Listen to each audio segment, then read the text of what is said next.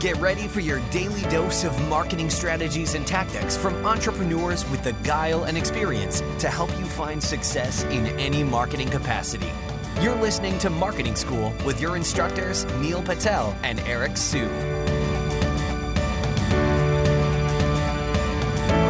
Welcome to another episode of Marketing School. I'm Eric Su. And I'm Neil Patel. And today we're going to talk about where marketing is going in 2017. So first and foremost, I think marketing, you're going to see a lot more video content. Video is something Neil and I have been talking about quite a bit. Neil's, putting more resources into video. I'm putting a lot more resources into video as well. I think video is really important. And, in conjunction with that, you have live streaming, right? YouTube just released the ability to live stream from your mobile device as of a couple of days ago. You do need to have about 10,000 followers to be able to do that. You can live stream there. Facebook's putting a lot more resources into that too. You can see the fact that if you're in San Francisco, the fact that they have ads on, billboard ads, they have ads on buses around going live on Facebook. It's a really important initiative. So I think video, first and foremost, you're going to see that increase, not just for this year, but in coming years. Yeah, and another thing that we're seeing is, especially in 2017, and we started seeing this actually in 2016, companies aren't really hiring CMOs anymore. Sure, the old school Coca-Colas and stuff like that, they are. But the newer edge companies, especially some of these that have $1 billion+ valuations, they're hiring VP of growths, head of growth, whatever you want to end up calling it. And the reason they're doing this is marketing has a new mindset. Instead of just spending money on marketing channels to grow, marketing has now evolved into something in which you can leverage users, invite flows, you can leverage the product, you can leverage so many assets within a company from design, sales, engineering to grow your market, to grow your user base, to grow your revenue. That now marketing isn't just about buying ads everywhere, doing SEO or doing inbound marketing. It's changed a lot. A good example of this is Dropbox. They've been doing this for years, but one of the main avenues they've grown is invite more friends, get more space. Don't invite friends, pay for space. It's really that simple. And the reason I think that's important is because channels like Google pay-per-click, Facebook ads, YouTube ads, etc., they're becoming saturated very fast, if not already being saturated. The costs on these channels are continually rising because it's not like Google's getting 10x more traffic each and every single year, and Facebook's not growing as fast as it used to. For that reason, you have no choice but to use more creative tactics. And I think that's where growth hacking comes into play. You've been seeing it for years now, but it's starting to become mainstream, in which in 2017, companies are purely focusing on growth. Neil brought up a really good point. There's only a finite number of users in the world, and costs are just going to get more and more expensive as you continue to more and more people come into the Facebook advertising or Google AdWords ecosystem. So one thing you could do to hedge against that is to build a community. You look at Neil's community, he's got a really strong following, and just because he spent 10 plus years doing this stuff and he's really consistent with it. Once you have a community, you have a moat, and it's very hard for someone to just come in and eat your lunch. It's something that's very defensible, and it takes time. So this podcast is a good example of building a community, or Neil's blog is a good example of building community. Video is another good example too. You look at Casey, I don't know how to pronounce his last name. Is it Neistat? Do you know his last name, Neil? I don't, but I know who you're talking about. He's really popular. He got paid by someone, and then he used that money to just go all around the world. He's a great video editor and production person. Yep. And then because he has such a strong community, CNN noticed him and paid him $25 million to buy one of his companies that really wasn't doing anything. They're utilizing his team, and they're trying to figure out creative ways to utilize it. But we'll see what happens with it. But that's a result of building a strong community. I think Pat Flynn's another good example of building a strong community around him.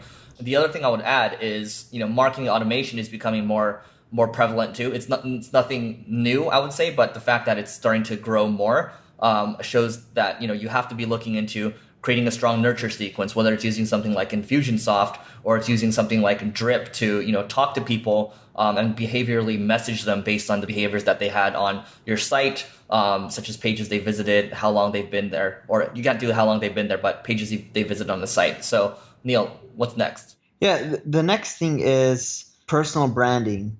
And this is what's unique, because for me, I've built up a decent sized personal brand and it's been growing. But what I've learned over the years is it's easier and cheaper for me to acquire companies for my business through personal branding. And it's funny because I was at a group dinner the other day, and at this dinner there was a lot of investors, entrepreneurs, and a lot of these people have done well. Like one of them invested in 250 companies, literally 250, and a lot of them are worth over $1 billion. So these people have done well. And when these people are asking me what I do, they weren't sure anymore. And the reason being is they see my ads all over YouTube and Facebook of me just promoting a webinar, signing up, or going to neilpatel.com.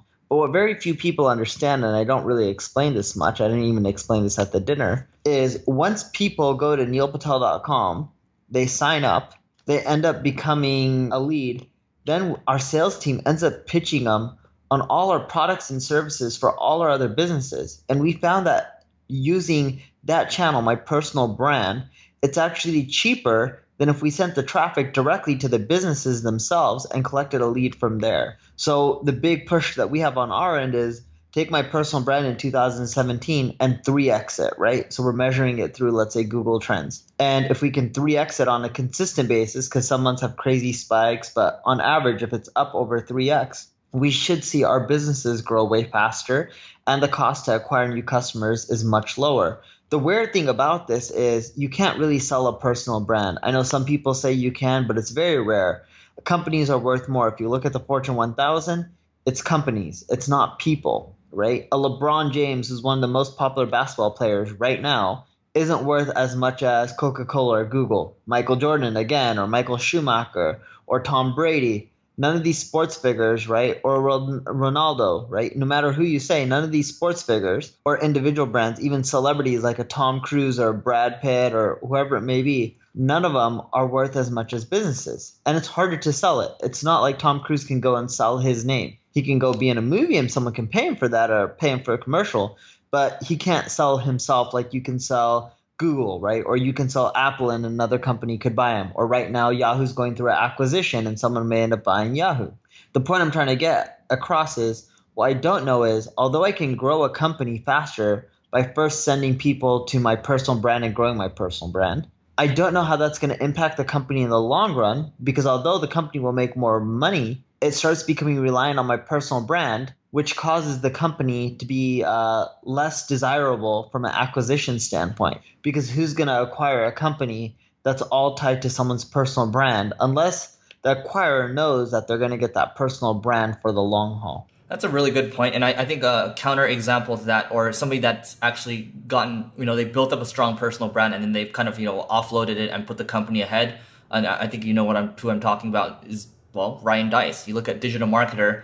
He used to be he still kind of is the forward-facing guy, but he's gotten other people to kind of step ahead, do the podcast, speak, at these events to be the kind of main people. That's worked out for him. Now DigitalMarketer is the forward-facing brand, and they have all these other brands under the umbrella. Would you think that's a fair counterexample? Yeah, but the problem with DigitalMarketer is even though it's not just relying on Ryan's brand, he's still the main figure that everyone connects with DigitalMarketer. So who would buy DigitalMarketer if they don't get Ryan Deiss, right? And even if they get Ryan Deiss for 3 years, what happens to acquire once Ryan Deiss leaves? That's where it gets weird. And I don't know how companies are going to deal with that or look at it when they're trying to acquire businesses. Yep. I think for us, we look at it as Ryan's the main figure. I think, I've been listening to a couple of their podcasts. They've been trying to move it off to focus more on DigitalMarketer. So we'll see what happens with it.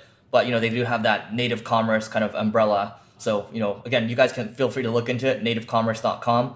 Take a look at what they're doing. And then I think one of the other things where marketing is going in 2017, I think, honestly, we can go on forever, but, we only have a minute left. But looking at data science is a growing field. More and more people are looking at it because obviously there's a lot more data happening. We just talked about marketing automation. There's so much more content coming out. People are repurposing content, more video content too.